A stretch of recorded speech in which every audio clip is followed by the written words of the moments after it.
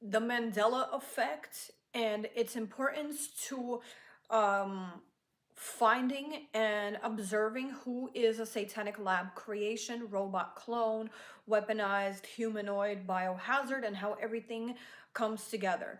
So, see, what the Mandela effect is, I'm going to give you my example. There is a restaurant name. I don't want to say the name here. And when I walked by the restaurant chain, it changed. I thought they are rebranding. I thought they changed their patent. Sorry. I thought they changed their patent. And I thought they're gonna do like this new rebranding. Like I was sure it was spelled a specific way. And it is actually the type of restaurant, that the ones who knew that it was spelled a little different, it kind of bothered all of us that it was spelled a certain way. And like I said, I thought they finally added the letter to make it not weird, and turns out apparently it was always spelled that way. And it's like, no, it's not. No, it's not. We all remember it was spelled a specific way. So if I want you guys to really marinate and understand that if they have the technology to literally change that a restaurant name was always spelled a certain way when I 100% know I knew it was spelled a certain way, to the extent that I thought they changed the patent, they're rebranding, they're doing a new business brand deal. I thought it was something.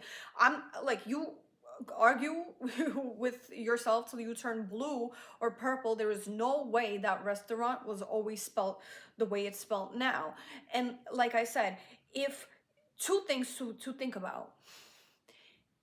If there so the restaurants and the movie names, we know because we remember, by the restaurants and movie names we remember what has changed, so we can kind of like compute and conclude what has changed. But imagine what we also don't know and didn't realize have actually changed, that we cannot tell at this point in time.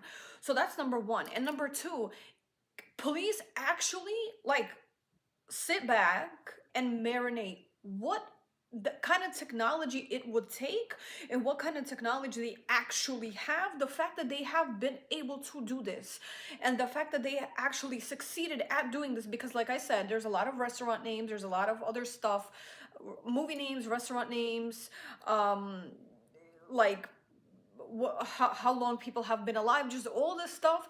Like I remember, everyone remembers. And if they change, if they're able to change with that type of technology, imagine what technology that they have that they don't know about. So that's how it goes hand in hand with the idea of this NPC or robot clone people. But this is the thing, the robot clone people, they're not just there for like as a filler person.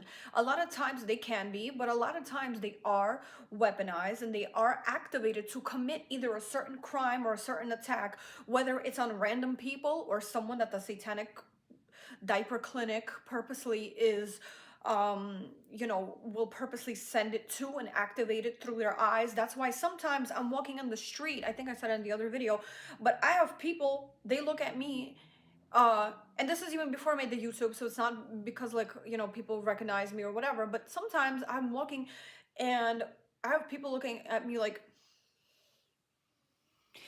so I started to conclude that when they're looking at me like that, somebody's sitting behind a lab on the computer and activating them and turning them to look at me through the computer through their eyes. So that's why the Mandela effect and the technology is very important to keep in mind, because like I said, if they have Mandela effect technology to that extent that it's that successful, can you imagine what else they have? And yes, they do have labs to create these robots and clones, which is real. So that's something that we really need to think about and not forget.